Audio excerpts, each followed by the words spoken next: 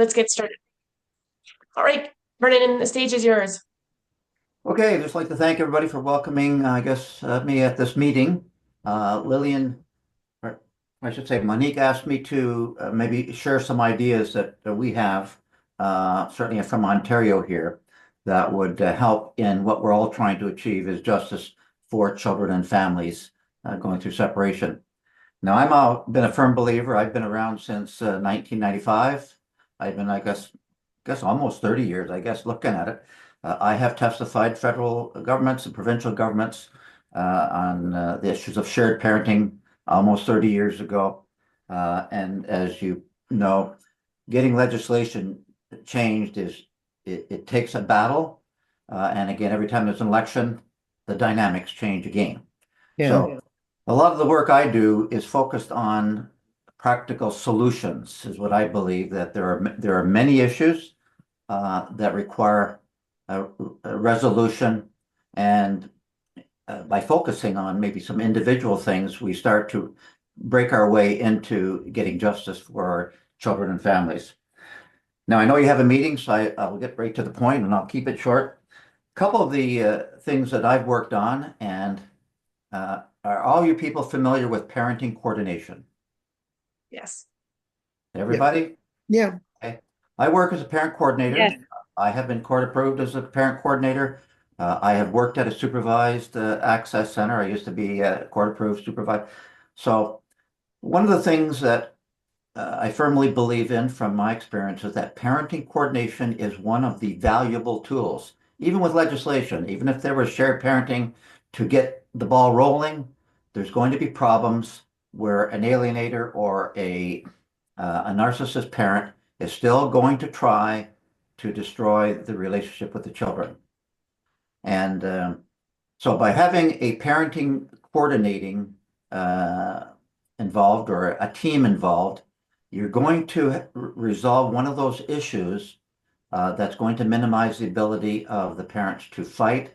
And if one parent is a narcissist, which I run across quite often, the parent coordinator will be able to provide evidence that will assist the parent who's trying to do right for the children. It's going to assist that parent to get the court to put in a fair and just order.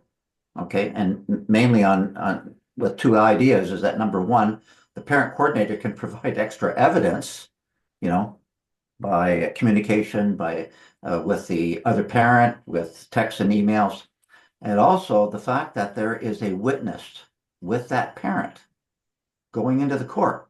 That is going to influence the judge, because now there's a third party. It's not just two people fighting. So a parenting coordinator is a powerful tool that I think a lot of high conflict families need. And as advocates, that's one of the things that we should be developing and making sure that there are people out there to do that. I'm in the midst right now of training actually people to do that. We've actually got a program. It's called the Parenting Coordination Program. And I've tried to gear it so that advocates like us, people like us, can get into it. You're not going to make $300 or $400 an hour like some of these professionals do, but the idea we've built around a model where ideally we're trying to, a parent coordinator, they work in a team of two people, usually a male and a female, but as a very base minimum, they will get $100 a month to answer phone calls. So basically, if someone's looking for support and you decide that you're going to charge these people because they do have some financial resources, you can start off with $100 a month and they can call you anytime they want, get some help and some information. And that can be very powerful to people to have someone, so they're not calling lawyers all the time.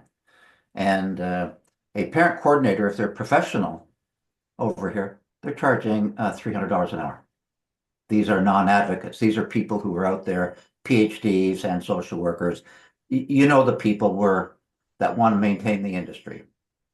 These people are charging $300 to $400 an hour as parenting coordinating, or what they refer to as PC services. Okay.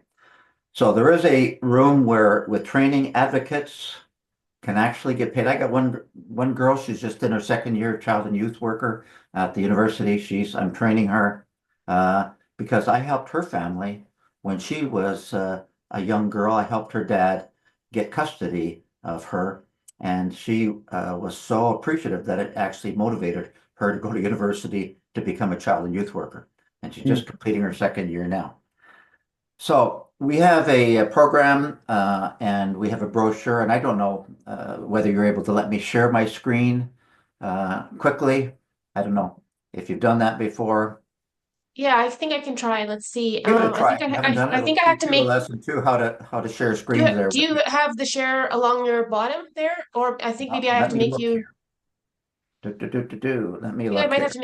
to make you the host. Yeah, I got to Yeah. share. Okay, I'm going to hit the share button. Okay, go ahead and share. Okay, let me just see if I can find it now. Mhm. I got a lot of windows open in my. Should be at the bottom.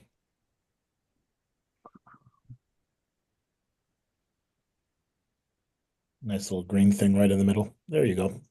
Okay, there's the brochure we have for parenting, coordinating, and family support services. And I think some of you may know Mary down there, do you?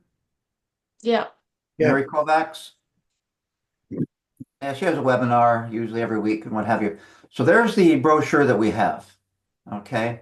And again, as we train people, all we got to do is once you're trained, we put your picture in there and you can offer it anywhere, probably in Canada or even in the United States.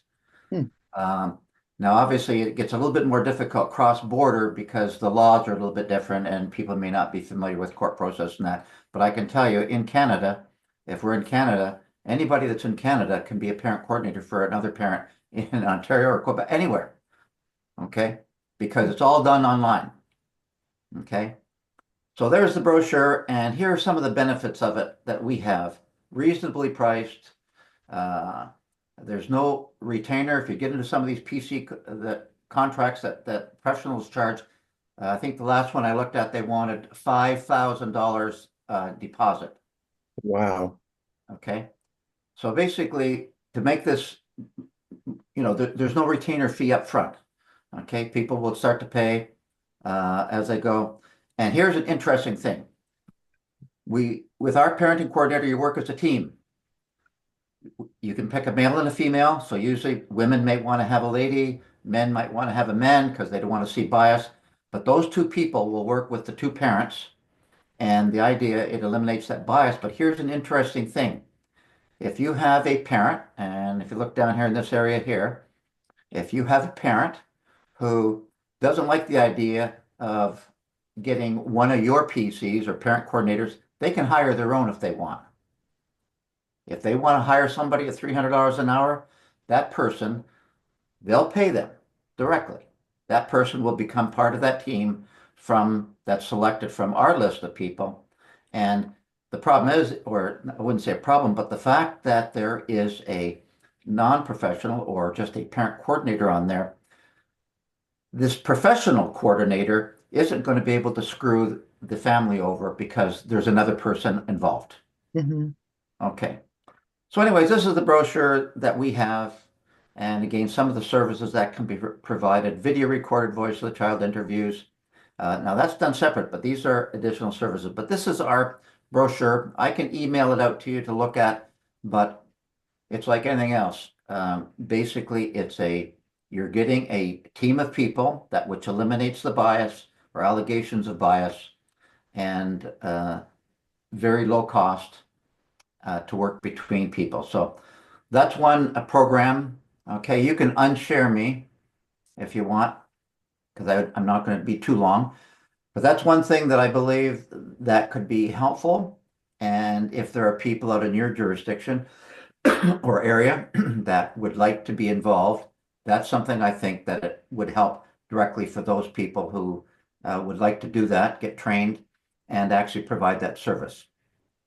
I figure if they're just an advocate and they want to make, you could probably get $30, $50, $75 an hour for though it would be dependent on what the financial resources of people are, but you could do it for free. The parents pay the coordinators directly. Oh. Doesn't go to an organization. You're assigned a coordinator and you pay them directly. And if they feel sorry for you and they want to work for you for free, that's their business. But there is a code of ethics. There are principles, the way we work. Everybody has to follow the code of ethics, which is basically they have to work in the best interest of the children and they have to be unbiased, things like that. So you can't get a parent coordinator that's supporting one side. You're supporting justice, you're supporting the children and a fair outcome. That's what the basic things are of the parent coordinators. And the fact that you got two, it eliminates a lot of the issues of bias or people taking sides. And with the two parent coordinators, each parent coordinator does not talk to the other parent. So one parent will talk to the man, one parent will talk to the woman, and then those two parent coordinators get together. They double check the list they've got from the two people. Their job is to come up with solutions and then to go on to a parenting plan. Wow, this is brilliant. I wish this was in existence when I was going through all the stuff with my son and his daughter and my granddaughter and oh my God. Well, the idea of parent coordinators has been, I suppose, around. It's becoming big now because the family court system has got out of control. There's a lot of complaints, so these things are starting to open. The professionals have tried to grasp this Mhm. because they're charging $400 or $500 an hour to do Right, that. right. What Okay. happens, I'm sure you've come across this where one parent doesn't want to take part in something like this. Okay, when you have one parent who doesn't want to take part of it, you will still have the parent coordinator, in a sense, will turn into a parent and child advocate. So you can still advocate for that parent, but under the same conditions, you have to support the best interests of the child, and you're gathering information. And of course, you part of the service is you're always trying to contact the other parent and demonstrate that there's been an attempt to get both parents in. And yes, if you and I have it, yes, you'll get a narcissist who said, "F off, I don't want your services," Yeah, uh, because they know they don't want what they're afraid of is the witnesses. They're yeah. afraid of somebody observing. Well, at that point, the it may not be so much as a parent coordinator, but that one person could assist that as an advocate in a very similar manner by educating them and helping them gather information. Well, So I don't want to get too long into the parenting because we could have another meeting if you want to get into the specifics of that on another day. sure, Uh, but another quick question though, because I mean, this is just, it makes me want to cry, really. It's just amazing. When you have a child that's turning 12, I mean, that's what nabbed us and caused us great problems was they didn't forewarn us then that when my granddaughter would turn 12, that we'd lose all access to all kinds of things and that it would be her word that counts above all else. And of course, she's so alienated that she just refused to see us. And the judge says, okay, she's not interested in talking to you, so case closed basically. So what do you do? well, again, as I tell people, alienation, these tools, such as a parenting coordination, is designed to nip things in the bud so that you don't get alienation. Yeah. Catch it early. And again, trying to unalienate children, as we all know, it's a much more difficult problem. And especially when children get of an age, you can't touch them. When they're 14, not even a police can touch a child and Hmm. force a child back to another parent's home. Yeah. Okay. And that would be a subject for another issue. Quickly, I've had cases where the judge has imposed a fine, can't touch the kid, doesn't want to get the police. I was in one case where the judge just told the alienator there will be a $1,000 fine every day that that child doesn't go over to the other parent's home. And I and a couple other advocates, we delivered the child up to the Children's Aid office and it was in Barrie. And that child, even though was partially alienated, obeyed because the child knew that the alienator would be destroyed financially. And believe it or not, after about 2 or 3 months, the child started going back and forth between both parents. Wow. And it was that financial penalty without touching the child that changed the day. So, anyways, Thank Unless there's you. other quick questions, On I'll move that, on. I just wanted to add something. So I actually did a bunch of research for that in 2019. It was recommended by my lawyer when my case was being moved from Edmonton to Calgary that I have a parenting coordinator. But when I went to speak with them and do all the initial intake, it was the financial aspect that was just beyond my reach, right? They were asking for like $5,000, $6,000, right? You're talking about the parent coordinator wanting 5 or I 6,000? am, yeah, yeah, here in Calgary. Yeah, and that's why we say the professionals have tried to get in that because they know it's a good thing, but they're trying to make money. From what Exactly. we're trying to do is to create a program where people like just like you, I love that. That's beautiful. people like Yeah. you, if you want to get a part-time, work a bit and charge $30 or $50 an hour, and by all means, because as I tell advocates, I said, Mhm. you can break yourself financially and destroy your ability to be an advocate if you at least yourself, you're not keeping financially sound. And I have seen many good advocates over the years fall by the wayside because it basically bankrupted them. Yeah. Okay. Beautiful. Okay. Thank you. So we can talk. You can get more information about the parenting coordination. I can send a flyer. We have a contract that people would sign. No money down. You just pay it month by month. You pay it directly to the advocate.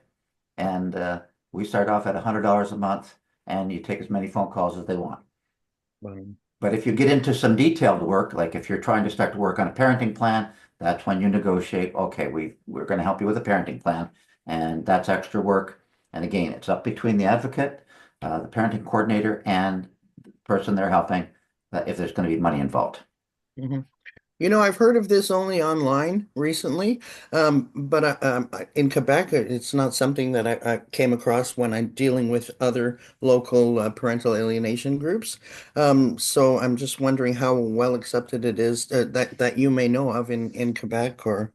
I don't know about Quebec, but again, the concept, you're bringing in other people into a case, and the more people are involved who have at least some level of training, it does influence the outcome significantly. Mhm. So yeah, And Lou, the purpose of this is just to show you guys some of the programming that Vernon Beck has already created and that I want to implement through the CPAF and organize it systemically so that we can make it accepted. Like if we talk, we do the advocacy and we create the room for Vernon to implement these programs. So whether it's accepted or not, that doesn't matter because we're going to make it accepted if we say so, right? That's on our plan, our strategic plan or whatever.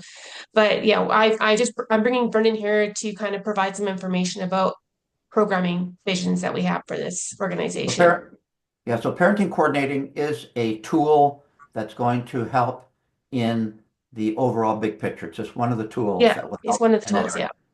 Yeah. Now, moving on Okay. to the next thing that we're working on is, do you guys ever have any problems with child protection workers going into, let's not talk about Ontario, do you ever have any problem with child protection workers going into schools?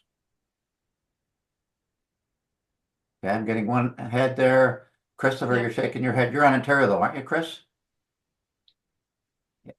I am, and I do stuff with the TDSB, and it's been something that I really do think that unless there's somebody who's able to put together something within my ward, I can't really speak to it. But definitely, I think a couple of school councils need to have some education about that.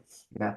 Okay, let me just fill you on a concept. In Ontario here, and again, a lot of the child protection workers here are not registered with the Ontario College of Social Workers. Okay, they are actually working unlawfully here in Ontario. Hmm. In other provinces, maybe out in Alberta or wherever you're from, they may be government workers, but in Ontario, most of the workers are not registered social workers. And there's a problem them going into schools, and what they're doing is they're interrogating children and basically harming the children by terrorizing them in there. Now, I have been interviewing children for as long as I've been an advocate. I have a library of tapes going back 25 years. I just posted a video on YouTube just 48 hours ago on the Canada Court Watch YouTube. It's a video which there are children describing how they were afraid, how they were threatened by these child protection workers at their schools, how they're being treated differently. And we right now are in a campaign to get them out of the schools in Ontario. Your group could help. When I get the details to you, there's a simple letter that we would like to get, simply saying that you support the concept. We will send you over a letter. You can look at the videos yourself. You will see people, kids talk about being terrorized. We have a letter from one girl there in her own handwriting describing how she was being threatened at her school in these private rooms. And it is one of the things, because the schools are being weaponized sometimes by a parent. You'll get a parent who will go in to talk to the teacher and say, oh, did you know what the wife did this or the husband did that? And they're being abused. And by law, they have to call the Children's Aid Society the teacher. So now you've got the teachers thinking that the other parent's bad, and that starts weaponizing them because now, and then the worker comes in, and I've got kids who tell me their friends are not even allowed to play with them anymore because their parents found out that the Children's Aid Society worker had come into school. If you go to the video that we've got, and I can send you the link later on, if you go to the link, you can actually see the girl during her interview actually telling her, stating that her friends and her teachers all treat her differently now because they believe her parents are bad. So that's another thing that we would like to get the support of your organization from a letter, simply to say that you've reviewed the case and that you believe it's not good for workers to go into the schools. All they've got to do is simply, if they've got a question about a kid, call the parents, take the kid over to their offices, and everything is to be done outside of the school. If it has to do with family matters, it's got to do outside of schools. Because we are getting parents who, as part of an alienation process, they're weaponizing the schools against the other parent. And I've got 3 cases right now. My case included. Okay. And Chris, if you know of situation, you might be able to help. But yes, we've got a 20-minute video. We just put it on YouTube, and we've got other videos, children and parents disclosing they're being abused by the school because sometimes an alienating parent or just false allegations. I actually had one of the trustees come out and verify that by basically saying, when a lot of the kids, when they go to one of the teachers, because they do have mandatory duty to protect, anytime there's a complaint, that child automatically has to speak to the CAS. So this is one of the major weapons that is being used. It's been used in my case as well, where they go to the mandatory reporter, and then the mandatory reporter then gets the child protection agency involved, and then the case goes from bad to worse. Yeah. And we don't disagree with the fact that if a child is being abused, that it's mandatory, certainly in Ontario and probably across Canada, and maybe even the US too, but they have to report. That's okay. Reporting is okay. But what's happening is that when they come into the school, it may be false report, but It when is. they come into the school, damage is being done and it's violating the Canadian Charter of Rights and Freedoms because they're not contacting the parents. And in the Halton board, it actually has a school policy. It says that Children's Aid Society workers are allowed to take the children out of school without telling the parents. And I mean, I've been around long enough. I've had kids tell me, oh, the worker took me out for lunch, took me over to McDonald's without the parents knowing about this. Think about it. What happens if that worker was to get into a car crash and that kid was killed? And that It was child had actually been taken out of school without the parents knowing. There was actually a case where they picked up the wrong child in Oh Ontario. my, wow. So, and in Ontario, Children's Aid Society workers, Chris, are not working within the law. It's called the Social Work and Social Services Work Act. And so again, that's another project that we would like probably maybe your organization just to provide support. And maybe Chris, we can talk further about what you can do to contribute to getting that. So we can talk further. So that's another initiative. It's getting child protection workers out of the schools. It's harming kids and alienating parents are actually using and weaponizing schools against another parent. Yeah, if I could just throw something in, just curious, in Quebec, in our case, we didn't hear of the youth protection going to the school or anything, but in each school, there's a like a child care worker, and the my son's ex definitely weaponized to the point where my son went to bring back some books that his daughter had, and the principal wouldn't even let him in the school. So there's all these stories that there was never any abuse on his part.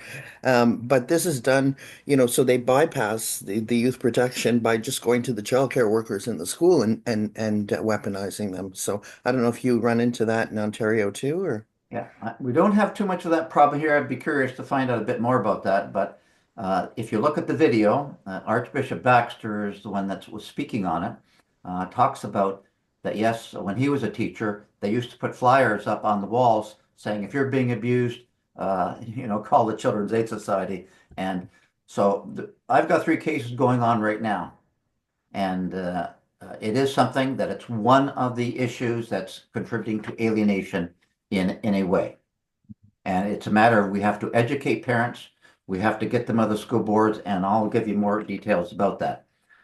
Moving on to the next kind of project or tools is that one of the things that I'm a former journalist and I have been in courts many times. That's where I started my career, is a reporter going into the family courts, and I could get into child protection courts where the public can't get in because I carried a press card. And so I did that for quite a number of years, and that's where I've seen a lot of the corruption and with lawyers and judges and things like that. I have actually witnessed judges commit criminal acts right in their courtrooms and have ordered police to violate the law. I've been present. I've been threatened with more than one occasion by police and judges. I think the last time was about 2.5 months ago in Toronto on University Avenue. I had 5 police officers surround me because I had given out a brochure inside the courthouse, and the judges didn't like the brochure. And all it said, it educated people about their right to record in a court hearing. Okay, so there's a lot of interesting stories I could tell you, but the getting on to members of the public can play a crucial role in cases. Okay, that's why they have public galleries at the back of courtrooms, because we all know when people are watching the court system and watching the judges, they're going to be more careful. They're going to more follow the rules. So, but people today don't go there anymore because number one, people are struggling to pay their bills. They can't afford the gas. They can't drive down to the courthouse. And especially if you're in a built-up community area like Toronto, if you want to go down to the courthouse, you have to pay $20 just to park your car generally. Okay. And so the days where people can go to court is kind of something that was back in Western days where you'd see the people all sitting at the back because people today just don't have the time and they can't afford to go. So the idea of is what I refer to as something along the lines of a family advocacy support organization or a support group. This would consist of people like you who would volunteer. And for instance, we talked about parenting plans earlier. Okay, so say for instance, one of you guys, say Carolina, you got trained to do parenting plan. You've created a parenting plan with another parenting coordinator. Okay, what you would do is that person that you're helping would take that parenting plan and it would be sent out to the family advocacy support group like a jury, and they would look at that plan and they would endorse it. Sign an endorsement form. We've got endorsement forms created where basically they would sign it and say, I, so and so, Doesn't even matter if you're from Ontario or from Alberta, doesn't matter.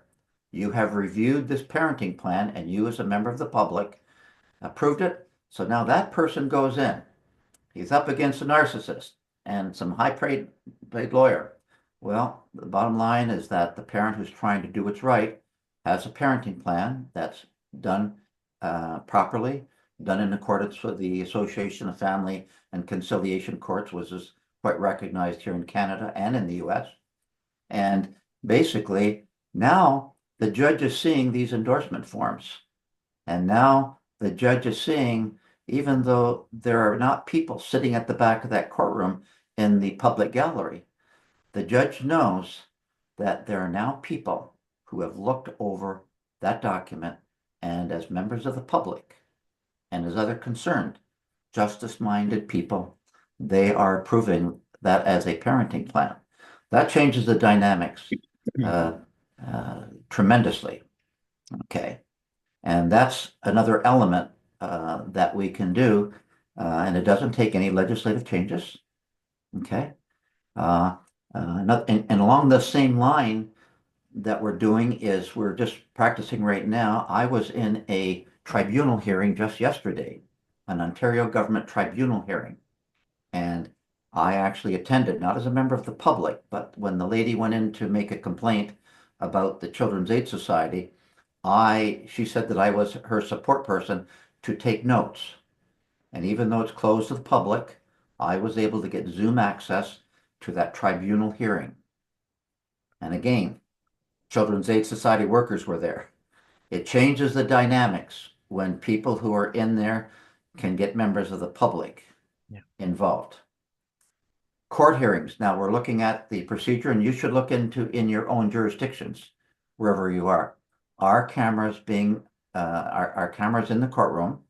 Now, generally, they're not recording for the purpose of distribution, but if there's in Ontario, member of the public can log in to the court hearing, and you can watch the hearing.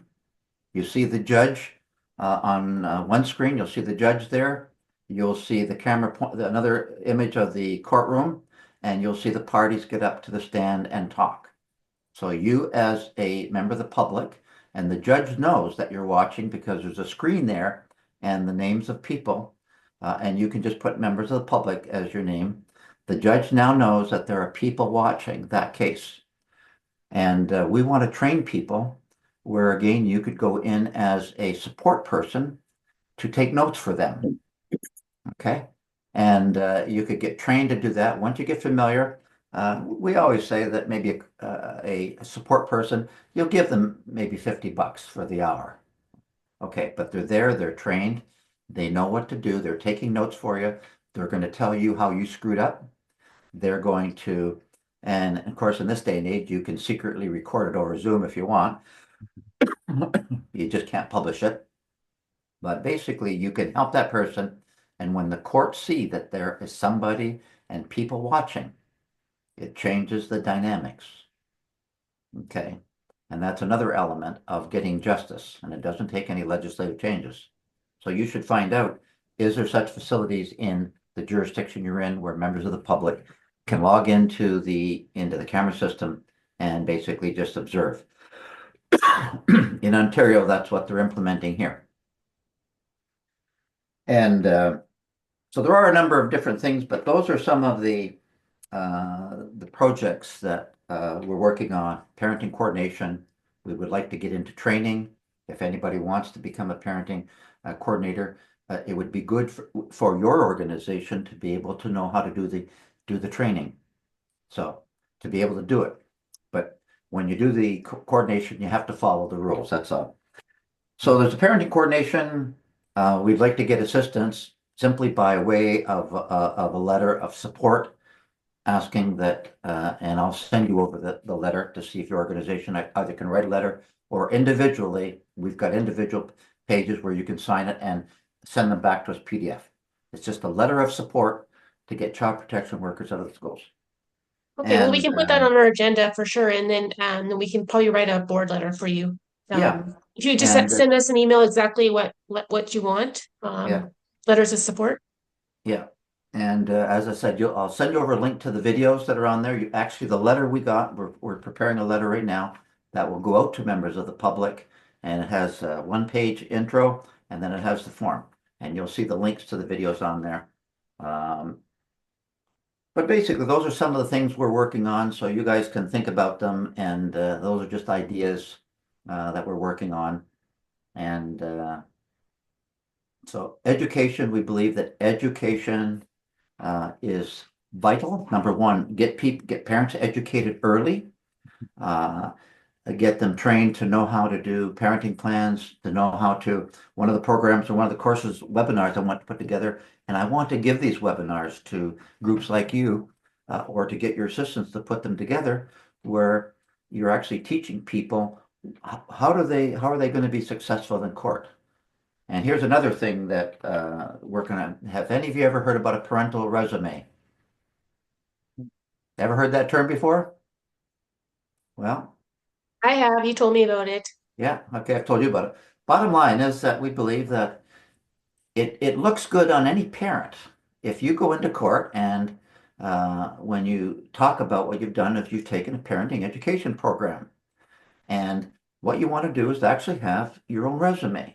And on that resume, you will have taken that you've studied parenting plans. You've looked at the AFCC Parenting Plan and Guide. You've got a list of videos on parental alienation, hostile parenting, child-parent relationship interference. You'll actually go, and this is where the training organization comes in, you direct them and show them where these sources are. They read them, they create a resume, and when they go into family court, they're able to say to the judge, Your Honor, I'm trying to move ahead, and here's my resume of what I've studied before I've come into this court.